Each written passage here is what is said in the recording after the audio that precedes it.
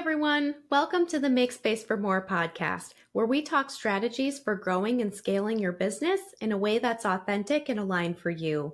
I'm your host, Melissa Swink, and in today's episode, we're going to talk about leveraging team to create white space. And white space is my word for it. You might call it thinking time, you may call it free time, but regardless, when we're talking about, business owners, executive directors, CEOs, people at that high leadership level in a company or organization, this becomes increasingly important because we are spending less time working in the organization, doing the work of the organization, and we're spending more time on strategy and innovation and planning because we really want to be able to continue the growth and success of our companies into the future.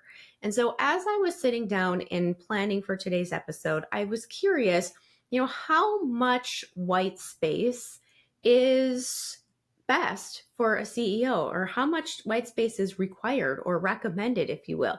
And as I was doing my research, I came across a 2018 article by Harvard Business Review, and it's titled How CEOs Manage Time.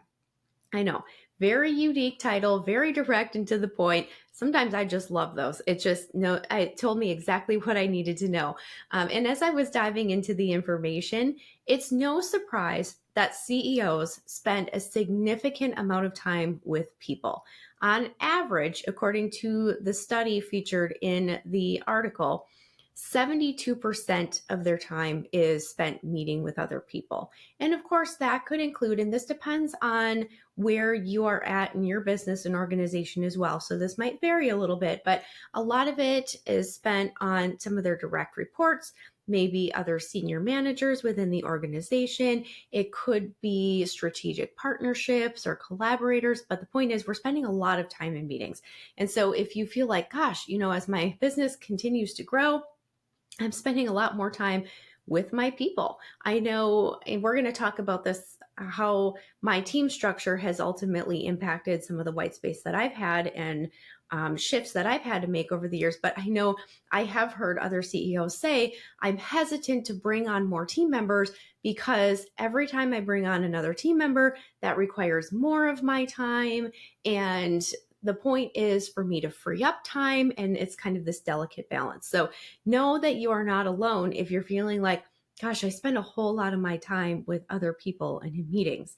And so anyway, we have 72% of time on average spent in meetings, which leaves about 28% of CEOs alone time.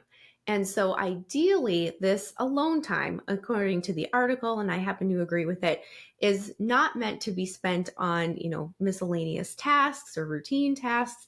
Ideally, this time is for them to think and reflect and plan.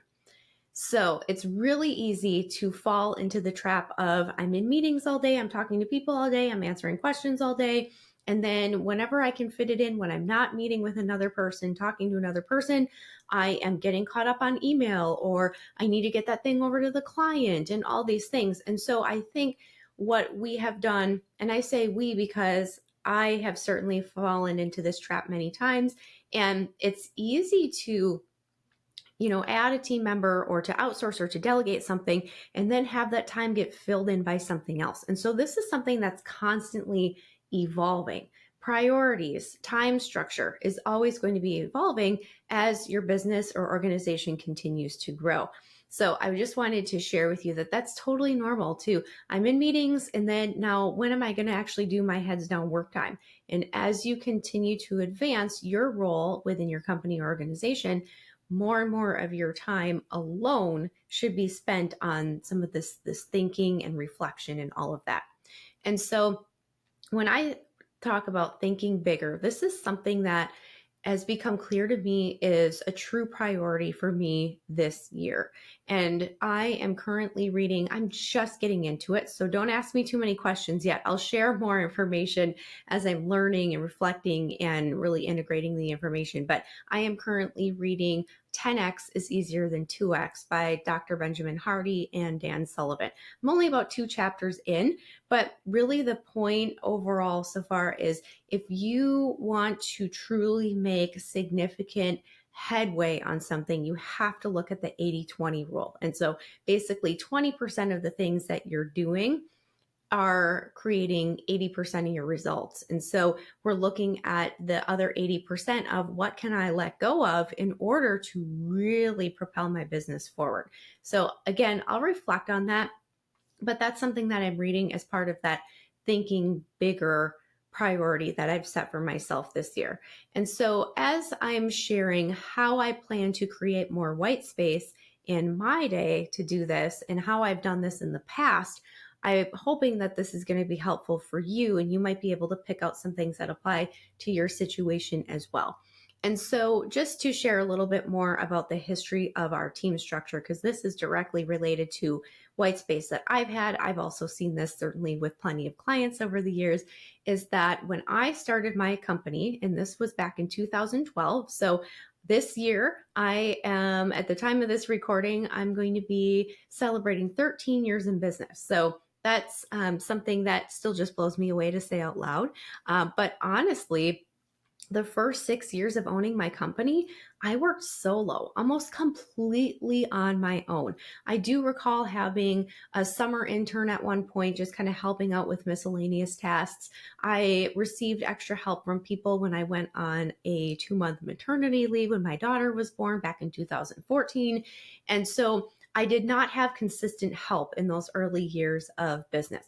So that meant that I was doing all of the things myself. I was working as a virtual assistant. That's what I own. I own a virtual assistant services company. So I did a lot of client work. And that's ultimately, of course, how I got paid. And so no matter how I structured my packages, no matter how innovative I tried to be with my schedule and the way that I structured things, ultimately at the end of the day, I could only earn as much as I could bill out per se. So that kept me in a feast and famine cycle as well, because ultimately as client projects wrapped up, which they naturally do, or a client got to a point in their business where they were able to hire a part-time, full-time employee, my business would kind of drop down then. And then I'd have to spend all that extra time that I had freed up to find another client to fill that gap. And so it was that feast and famine cycle. And I spent a lot of time in that stage of business. And then ultimately, I attended a business retreat where the coach who was leading it really opened up my eyes that, hey, you're going to need to hire a team in order to really gain leverage and be able to grow the business to what you want to be doing. So I ultimately hired my first 2 team members in 2018. And I remember putting together a job description, and I put down really a general list of all the things that I was doing for clients and things that I was interested in getting extra help on. And it came down to 2 candidates who had very different skill sets, which, by the way, was all included within that job description as well. It was like some of this and some of that and some of this and some of that. It was really kind of a hodgepodge general job description of all the miscellaneous things I was doing for clients. But anyway, I narrowed it down to 2 candidates. One was very creative and loved creating graphics and social media captions, things like that. And then I had another who was extremely analytical and organized and great in, kind of that light bookkeeping organizational space. So ultimately, I onboarded them both, which was really, really smart on my part, because then it wasn't just I hired one person and I put all my eggs in that basket and then maybe over time, and neither one of these team members are still with me today. They both moved on into, other career opportunities, or, I think one of them, ultimately, she just continued growing her family, which was super exciting for her. And she had no more time to do VA work, but it was great to not have all my eggs put in one basket right out of the gate. So if one person was at capacity or didn't have time to do something, I could ask the other one for help, within reason, of course, within their skill sets. But that was a really good eye-opening experience for me, because that's something that I share with my clients on a day-to-day basis is, hey, we want to make sure that we have good coverage in terms of availability, capacity, and also skill set. I am sharing all of this because it's a lesson that I've learned over the years, and it's something that I hope that I can impart to you and encourage you to do as well. So I had my first 2 people, And then over time, the team continued to grow, as did the business. And my team was still very much behind the scenes. So I was meeting with clients and I was strategizing with them and planning projects and, receiving the tasks that they wanted to outsource to our team. And then behind the scenes, I would basically reassign all of that work to the team, or I should say the vast majority of it. Let's be real. And so I became almost like a dispatcher. And so, at first, when I had behind the scenes help doing client work, that did free up my plate. And I was able to start working on the business again and bring in more customers and things like that, which was great. But then eventually it got to the point where I was spending all of my time communicating back and forth, communicating with clients, sending it off to the team, receiving questions or completed work from the team, reviewing that, sending it off to the clients. And I just became like this air traffic controller all the time. And so then the next iteration of my team was that my team members started to become more client facing. Yes, it was scary. I thought my clients only wanted to work with me, and you may be feeling the same way. I hate to say it, but it's really not true. At the end of the day, I found that as long as my team was doing the work just as well, if not better, than I could do, which proved to be true as well. In 99.9% of cases, they were just as happy to have somebody from my team doing the work. It didn't have to be me. They were just grateful that it was done. And I have a wonderful team. And so I am always confident that no matter who I have working with a client on the account, they're going to be professional, respectful, and so on. And so when I finally peeled back the curtain and had clients working directly with team members, that freed up my time again because I was nowhere near at the point of the amount of communications that I was before with the back and forth between clients and team and all of that. And so then my team continued to grow. We started bringing in more clients, team started growing again. And I found that I was spending a lot of time leading and managing a team. So answering questions, offering feedback, helping troubleshoot when needed. I was having a lot of one-to-ones with each team member, finding out, how are things going with this client? What do you need support on? What's working well? What's not working well? And so I completely understand when clients tell me, hey, I do need to hire somebody, but I'm hesitant to do that because it's just going to add more and more to my plate. And so again, in the interest of freeing up my time in order to be able to grow the company some more, I implemented a senior VA team. And so I was able to promote some of our most experienced, our best performing team members and get their help with leading the rest of the team. So they have become the first points of contact for team members to ask questions or get some, additional feedback or maybe an extra set of eyes on a particular project or helping to come up with a solution to a challenge that the client and team members are facing. My senior VAs are also doing one-to-ones with the team. And so rather than we are at 23 people, I think, on the team as of this recording. And so rather than having, 22 one-to-ones every month and having 22 people coming to me with questions in which I absolutely want to be available for, it just got to a point where I became the bottleneck in so many things. And so the senior VA team has been a game changer for me. And again, I freed up my time once they started taking these things off of my plate. And I was able to grow some internal team members, which means that they are not client facing. They are only working with me on my business. And so I have my executive assistant. I just hired a new bookkeeper as well. So, and now I'm spending a lot more of my time with them and our senior leaders and such. But I have realized that there are areas in my business that I need to let go of again, in order to think bigger and more strategically and innovate so that we can continue growing and scaling the company for many years to come. And so a couple of weeks ago, I did my calendar audit of 2024. So I have described this in other episodes as well. You can go back and listen to those. But I ultimately went through week by week looked at my calendar and put down, I made basically 3 lists. I made a list of what was worth my time, energy, and money, what was not worth my time, energy, and money. And when you do this for yourself, feel free to be brutally honest. You don't have to show this to anyone, okay? But then the third list was self-care and just happiness, like things that I just really enjoyed, would like to do more of, and things like that. So I had my list. And then when I reflected on things that I am currently doing in my role that I really need to release yet again to create white space for, the strategic planning portion of the work that I do as the CEO of my company, I reviewed the not worth my time, money, and energy list. And then I also took a look at my Asana task list. So as I've shared in a previous episode, our company uses Asana for project management, and that manages all the internal and client tasks and projects that we are doing throughout the day-to-day, week-to-week, month-to-month, year-to-year even.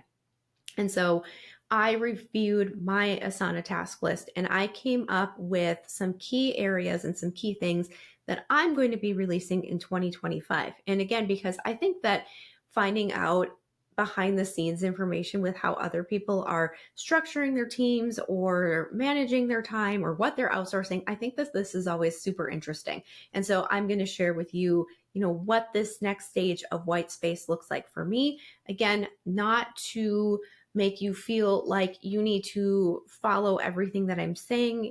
Take what makes sense for you, leave what doesn't, but I hope that it kind of gets your creative juices flowing for how this might apply to you in your situation.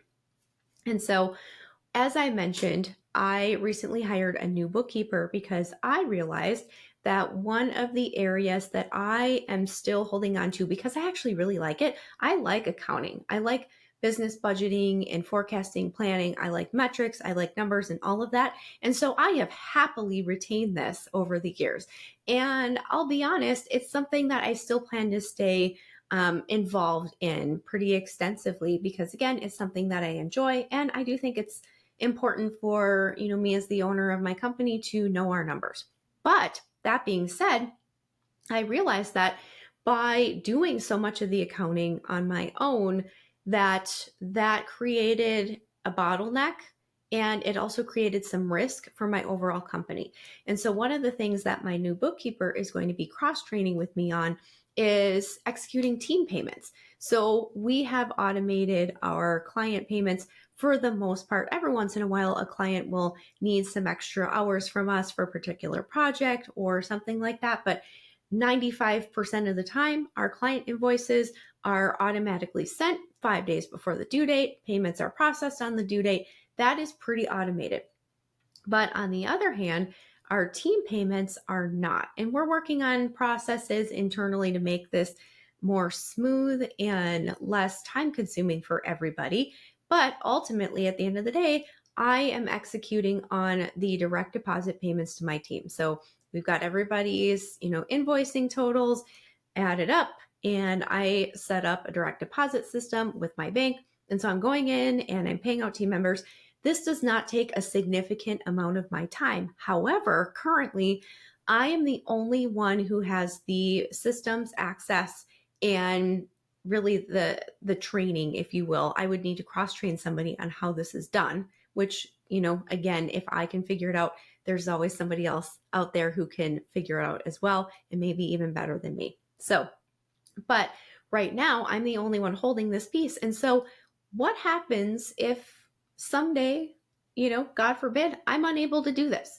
It could be as simple as, rather than going to the dark side right away, let's go to the positive. What if I decide to take a month off over the summer and travel with my daughter? I would love to travel and see my team. I think I've told you guys that on this podcast before, and it keeps coming to mind. And so maybe that's a lead in. That's something that I should set for the summer. Maybe a goal that I need to set for myself is, traveling a little bit more and seeing my team members in person. That would be amazing. But maybe I'm on vacation. Do I really want to stop what I'm doing in the middle of my vacation because the team has to get paid? Right now, that hasn't come up, but I would happily do that. Is it necessary? Probably not. Now let's go to the dark side. What happens if something happens to me and I am not physically able to execute on team payments and get money into their accounts because their families require this money in order to put food on the table, pay bills, and so on. Extremely important that my team gets paid on time. So by having a bookkeeper cross-train with me and grant her access to the systems that she needs access to in order to do this, that eliminates me as the bottleneck and also the overall risk of team member payments. So that is just one example of something that I am going to be handing off this year. So that is pretty much what I want to hand off on the accounting side. I'm also going to be spending time with her on reviewing some of our current processes in terms of like cash flow and team budgeting and things like that, and just get an extra set of eyes on, is there something else that we can be doing differently? I know that we also have plans to upgrade our QuickBooks so that we're going to be able to do some more extensive tracking. So just a few things on deck on the accounting side of things. I have things on the marketing side of the business that I'm going to be handing off as well. I don't have a formal plan in place for this as of yet, but I know overall strategy is something that I would love to get an extra set of eyes on. That may be something that I review with my business coaches first before I get another party involved, but looking at our overall marketing strategy. And then also handing off more completely some of the campaigns that we're doing, whether it be email newsletter campaigns or gift giving campaigns that we've done. We do for our clients and team members, some key vendors and strategic partners. We do an annual gift giving campaign every November, for example. Events, we're going to be doing, I think we're going to survey our clients and our subscribers to find out, what types of topics are you interested in? And then most importantly, how do you prefer to receive that information? Right now I'm debating, do we do a 30-minute mini workshop, in and out, a live call, 30 minutes, we can record it, send it out to people who couldn't make it, and just have that really bite-sized piece of information? Or do people like to really set aside some thinking time or white space time to work on their business, and they want to do maybe a 90-minute or a 2-hour workshop where they're really dialed in and 100% focused on working on a key area in their business for that amount of time? That's something that I'd like to survey and find out. But regardless, once we make that determination, I need to be doing more to hand off some of the promotional and the prep work for some of these things. Again, I mentioned gifts. We do send out gifts to new clients when they come on board, and client anniversaries. That's something that I am in the process of handing off to my executive assistant so that she can run with that. Again, releasing some of the recurring things that I am doing in my company in order to create white space and more thinking time for myself. Sales is another area that I am primarily responsible for. I think this is going to be a process because I really do enjoy doing consultations with potential clients, really getting to know them, the business, more about the work that they do, who they serve, and then really how, what needs to be taken off their plate. How can we do that if we're a good fit, or if we're not a good fit, making a recommendation for another resource so that they can get the support that they need. I do enjoy those conversations. One thing that I found that I can take a lot of time on, or I should say that takes a lot of my time, that I can easily become the bottleneck for, is the quoting process. So after consultations, I'm taking information, sometimes involving members of our team if I need somebody to review a very specific area of where they're looking for support on. Maybe they need marketing help, maybe they need bookkeeping help, and I'm getting those team members involved to tell me like, hey, this is what I recommend, and here's how I think that we need to set that up. Here's what I think our deliverables should be. I'm getting their information and I'm getting their feedback on how we can best support that potential client. And then I'm combing all that together, putting together a quote, and ultimately delivering a formal proposal. And I am recording a video overview of that proposal for the client so that they're able to share that with, any other decision makers. And then we come back to the table and we iron out any questions, maybe make any changes to the proposal, and then look at what the onboarding process looks like. So that's kind of our sales process in a nutshell, but I am spending a lot of time on reviewing with team, quoting and drafting those proposals. That's something that I would love to get more support on this year so that, again, I can free up some more space. Also, on a final area that I'm looking for additional support on, again, just being fully transparent with you guys about, the things that I'm spending my time on that I need to, ultimately release and free up. Initial team member interviews. I plan to get my senior VA team involved with those more so that they can maybe pre-screen a potential team member, have a conversation with them, determine what is their availability, what's their skill set, what types of work are they looking for, kind of doing some of those pre-screening conversations to make sure that the potential team member is a fit before I come into the interview process. Another thing in regards to team development, I'm going to be having my executive assistant helping set up systems access. So a bottleneck thing, again, is that I am the admin on, say, our Google Workspace and our Asana. There's so many systems that I'm the admin on. And so I am needing to upgrade my assistant's access to, moderator or admin level, editor level, whatever is required in order to be able to add new people to those systems. Again, it's something that doesn't take a significant amount of my time, but I am the bottleneck in that area because I'm currently the only one who can do it with the permissions that are currently set. So those are some of the things that I am looking into this year for getting additional support on. I'm sure you have your own list as well. If you take a look back at your calendar from the previous year, where your time has been spent, even if you make a list of things that you don't enjoy about the work that you're doing, it would be really revealing to see, okay, these are the things that I just need to free up my time, my energy, what have you, in order to do the things that I truly enjoy and will actually move my business or organization forward. So all of that being said, if you know someone who has big goals for this year, they're very motivated people, they have a lot of exciting ideas for what they want to accomplish, but maybe they're struggling to make some true progress in those areas just because they're so busy with all the things, would you please share this episode with them? I really hope that there are some key takeaways or this gets some creative juices flowing in terms of what can be handed off, again, with the purpose of creating white space for our innovators to truly do the strategic and forward-thinking work that they need to do. So thank you so much for tuning into our episode today. I will be back next week with more tips on how to grow and scale your business in a way that is aligned for you. Have a wonderful day, everyone. Bye-bye. Thank you for tuning in to another episode of Make Space for More. We know these insights are valuable, and we hope you are inspired to keep growing your business beyond you. Remember, growth is a journey, and you don't have to go it alone. Until next time, keep automating, delegating, and elevating your business. This is Melissa Swink, and I'll see you on the next episode of Make Space for More.